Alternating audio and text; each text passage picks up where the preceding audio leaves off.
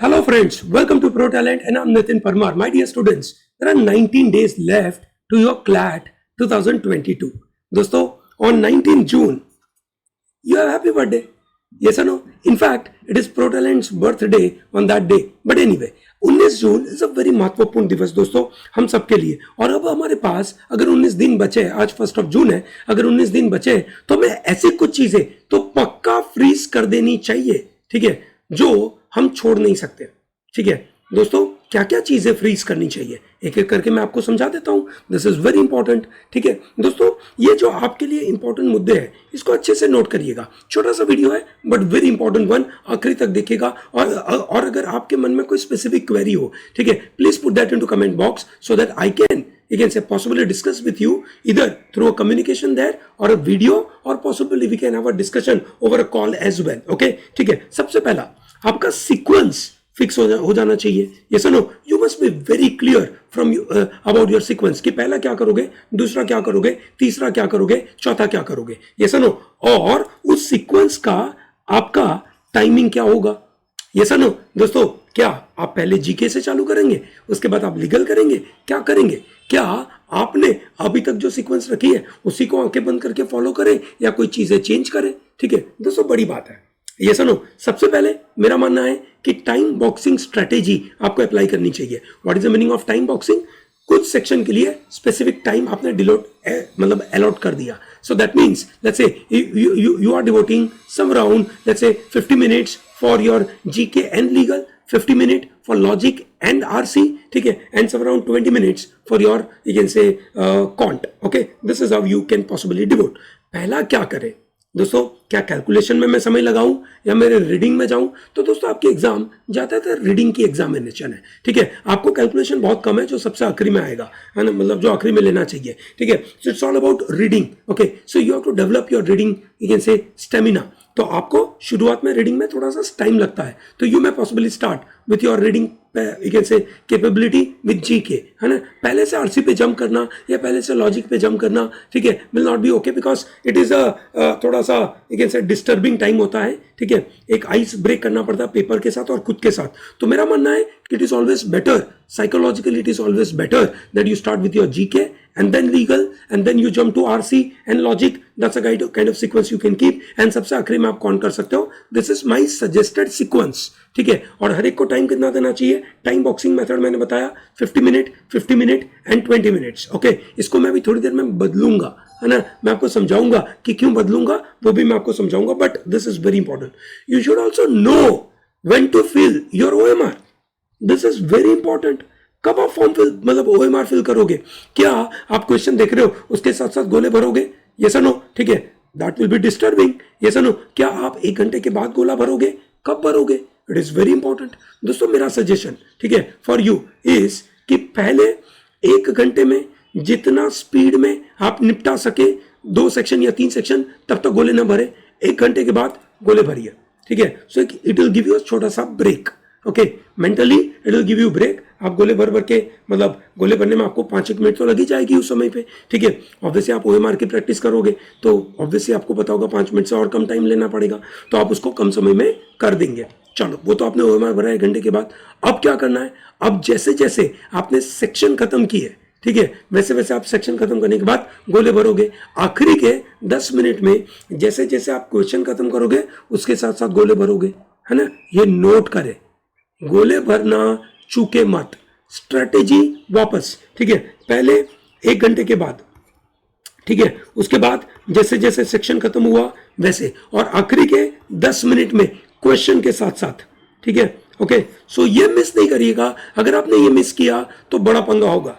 ठीक है, ये बड़ा पंगा होगा, इसको गलती ना करें। ओके, चौथा पॉइंट, ठीक है, क्या आप पेपर के मुताबिक फ्लेक्सिबल माइंडसेट रखेंगे? ओके, आपका कोई सेक्शन टफ आ गया, आप कैसे अपने आप को संभालेंगे? ठीक है, अगर आपको एग्जाम देते देते कहीं ना कहीं एक पेपर टफ लग गया, एक सेक्शन टफ लग गया, आपका टाइम वेस्ट हो गया, what is a strategy do you have to overcome that problem? Yes or no? So for example, let's say you are playing a cricket match और आपने ओपनर को भेजा और दोनों ओपनर पहली ओवर में आउट हो गए। What is a strategy do you have? ठीक है, क्या आप डिमोटिवेट हो जाओगे? तीसरा प्लेयर चौथा प्लेयर आके डर के, है ना, मतलब परेशान हो जाएगा? ना जी, है ना। तीसरा चौथा प्लेयर ये देखेगा कि अरे भैया ओपनर आउट हुए, पंगा होगा, बॉलर अच्छी बॉल डाल रहा होगा, थोड़ा सा देखते हैं, है ना, पहले बॉल से मारना चालू नहीं करते, देखते हैं, ठीक है। So when you are stuck in sudden section, ठीक है, ये मान के चलिए ना कि आपके पास कहीं ना कहीं दूसरे सेक्शन इजी होंगे। देखिए दोस्तों, ओवरऑल पेपर इजी होता है, एक सेक्शन बर्बाद होता है, उसको दिल पे मत लो।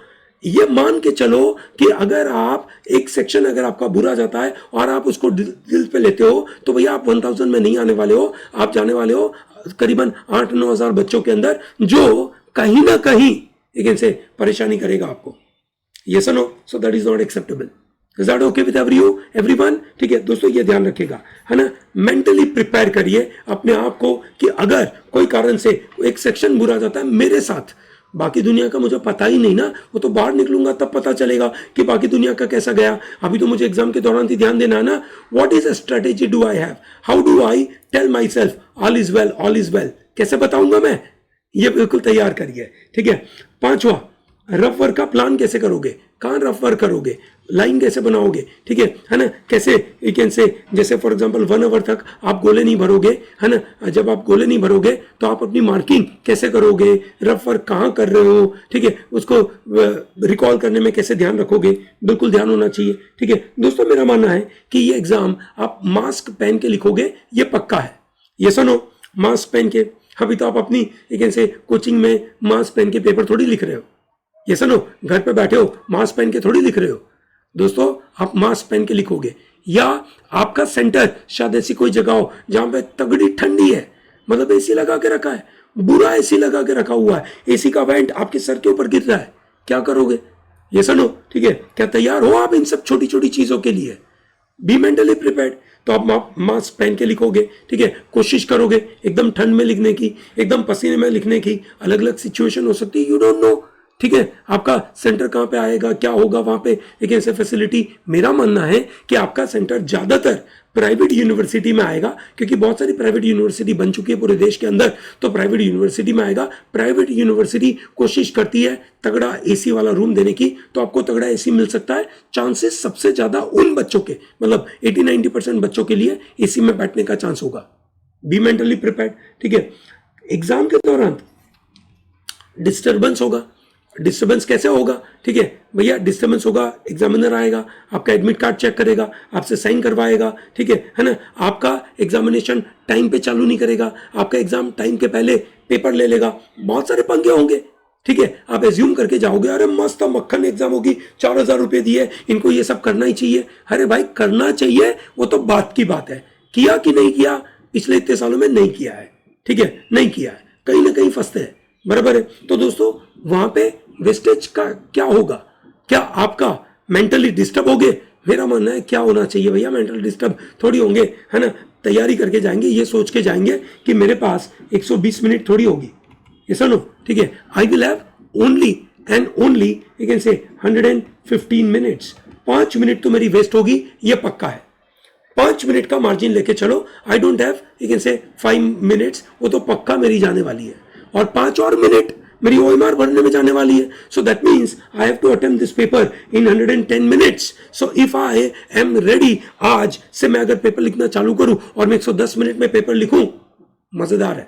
अपने आप को मेंटली ट्रेन करो, ये जरूरी है, ठीक है। एंड 8वीं चीज, getting up and sleeping pattern आपका चेंज किया कि नहीं किया?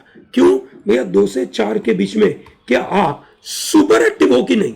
सुपर डुपर एक्टिव होने चाहिए। अगर आप 2 से 4 में सुपर डुपर एक्टिव नहीं हो तो पक्का प्रॉब्लम है, ठीक है दोस्तों। 2 से 4 की एग्जाम है, एग्जामिनेशन सेंटर पे आपको 1 बजे पहुंचना होगा। आप घर से निकलोगे 12:30 को, कहीं और जगह पे सेंटर पे एग्जाम होगा, आप सुबह निकले होंगे, अगली रात को निकले होंगे, जो भी, पर आपकी जर्नी 12 बजे से चालू हो जाएगी। आप 12 से 2 बजे अपने आप को कैसे मैनेज करोगे, ठीक है भाई, अपनी एंग्जाइटी को कैसे कंट्रोल करोगे?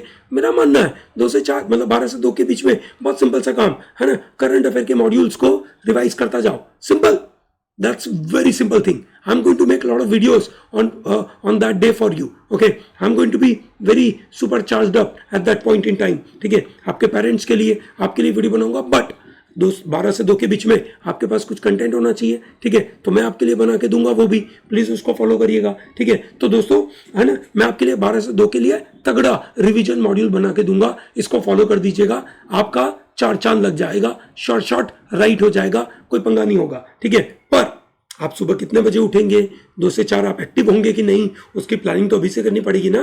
रोज का रोज आपका दिन एक तरीके का जाना चाहिए. ये सुनो, 2 से 4 आप हमेशा एक्टिव होने चाहिए. तो 19 जून जब आपकी बर्थडे होगी, है ना, ठीक है, उस दिन आप क्या करोगे, उसकी प्लानिंग आपने फ्रीज करी कि नहीं, ये पक्का आपके दिमाग में होना चाहिए दोस्तों.